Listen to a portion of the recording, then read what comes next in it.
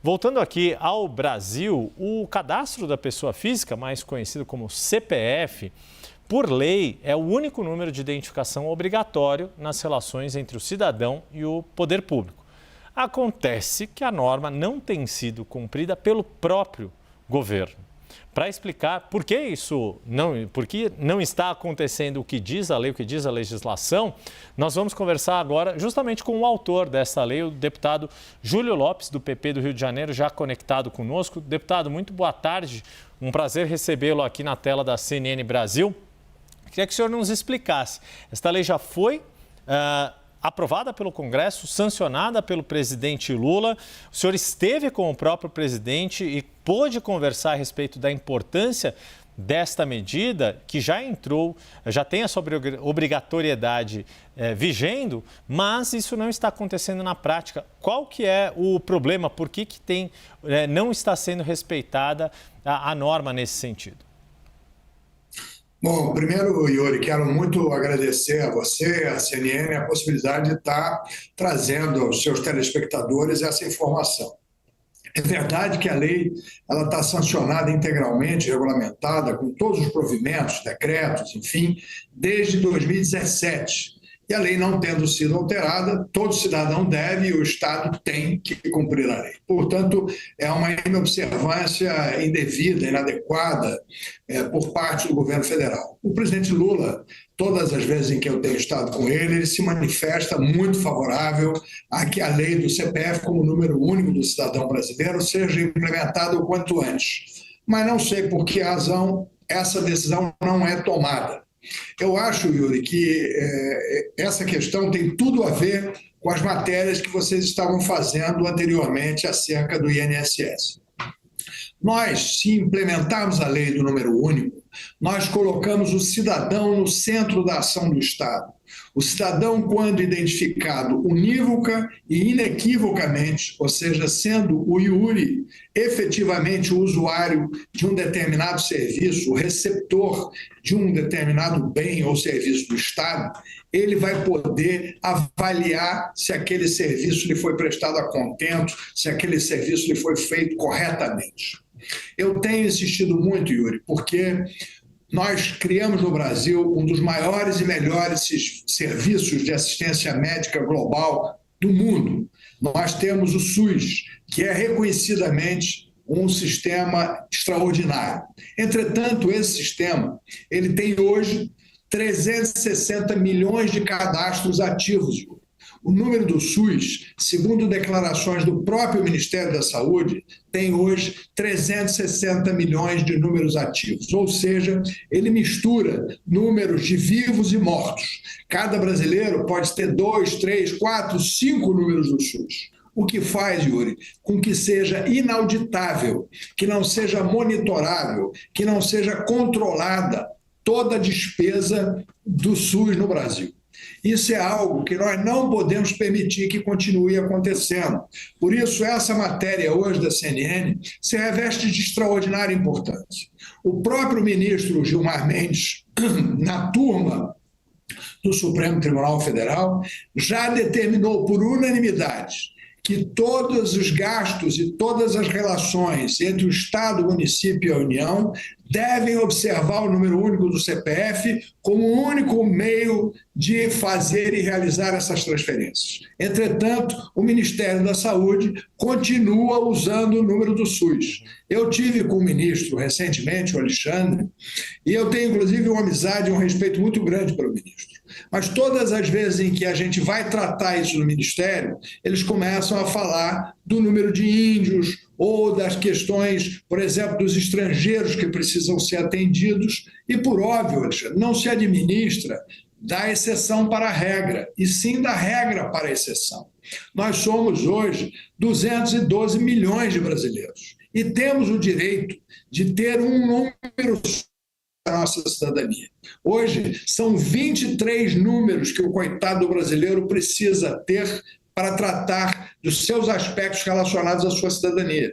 Outro dia, a minha assessora de Brasília foi matricular o filho dela, o Isaac, numa creche em Brasília, e a creche demandou a ela a certidão de nascimento.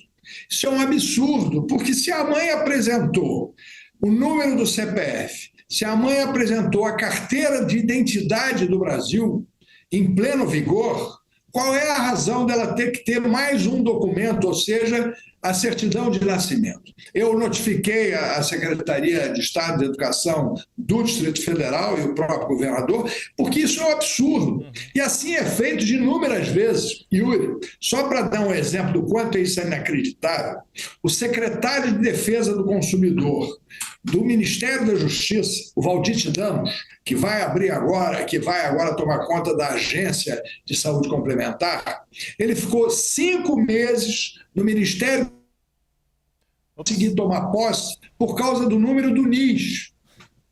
Por causa do número do NIS, um funcionário federal desse nível ficou sem poder exercer as suas funções durante 5 meses, enquanto a lei do CPF como número único já está em vigor desde 2017.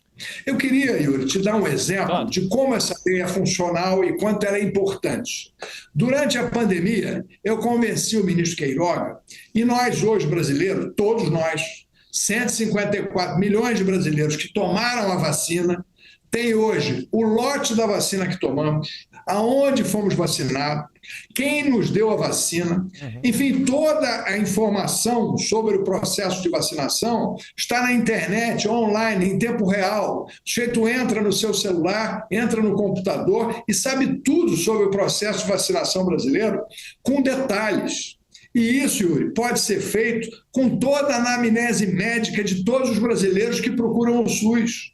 Da mesma forma que nós controlamos a vacinação, nós podemos controlar toda a dispensação de remédios de altíssimo valor, que são os remédios, por exemplo, dos cânceres, das doenças raras, das doenças autoimunes, enfim, de todas as enfermidades graves. A gente pode controlar isso tudo digitalmente, online. Deputado, pois é, o senhor já nos deu alguns exemplos na área de saúde, de educação. Impressionante esse caso do secretário nacional, né? Além de Vadidamos ser secretário nacional do consumidor no Ministério da Justiça, é um ex-presidente da OAB. Se um advogado tem esse tipo de dificuldade, que dirá o cidadão comum. Mas para a gente sintetizar, acho que fica muito claro que o senhor está colocando, que a adoção do CPF como identificação única do cidadão não só facilita a vida do cidadão, mas torna o exercício da administração pública mais eficiente, mais eficaz.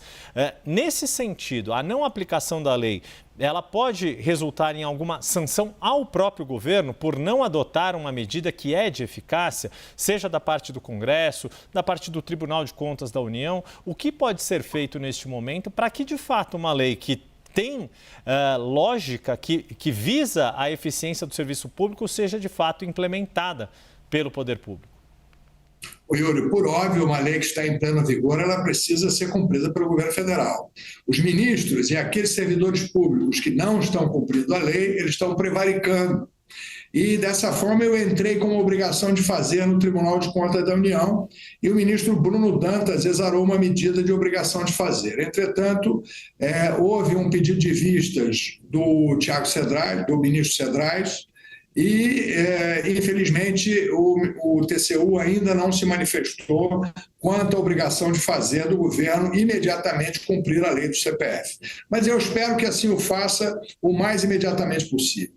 É importante que nós, e aí mais uma vez quero agradecer a importância do seu programa e da CNN, para dizer aos brasileiros que eles têm o direito de usar o CPF como número único. Quando você chega numa repartição pública e o sujeito te pede 5, 6, 7 números diferentes para fazer um cadastro, por exemplo, para uso capião, um cadastro de moradia, um cadastro para uso do BPC, para uso do Bolsa Família, ou para o que quer que seja, essa solicitação está indevida. O cidadão tem o direito de exigir que a lei seja cumprida e, pela lei, o Estado brasileiro só pode demandar ao cidadão o número do CPF e o Estado deverá fornecer todos os serviços e obrigações relativas àquele cidadão em função somente desse número. Eu quero também chamar a atenção que essa ação resultaria numa economia, Yuri, da ordem de 60 bilhões de reais. A administração pública pouparia 60 bilhões de reais se assim o fizer. Só na saúde, Yuri, serão mais de 20 bilhões de reais poupados. Já existem municípios, por exemplo, no Brasil, usando o CPF como número único. E eu quero aqui saudar o prefeito Eduardo Paes e o secretário Soranges por ter exatamente feito toda a ação no sentido de que no Rio de Janeiro todos os provimentos e ação da saúde já estão de acordo com a lei do número único, fazendo não só uma economia enorme, mas permitindo que o cidadão tenha o controle pleno daquele serviço que ele recebe, da diagnose médica que ele tem, enfim, de todo o contexto do seu atendimento. E outras cidades começam a fazer isso. Eu quero também, Yuri, e é importante chamar a atenção disso, não existe um só hospital privado do Brasil, uma só clínica privada do Brasil que não use o CPF como chave da relação com pacientes. Se isso não fosse muito importante do ponto de vista administrativo, o Hospital Israelita de São Paulo, o Hospital Albert Einstein, a Rede D'Or, a AMIL, enfim, todas as redes não usariam o CPF como chave única. Há uma obviedade nisso também, Yuri, que é muito importante você me ajudar aí, e quero mais uma vez te agradecer. Todo o sistema bancário brasileiro roda em cima de uma chave única, que é a chave do CPF.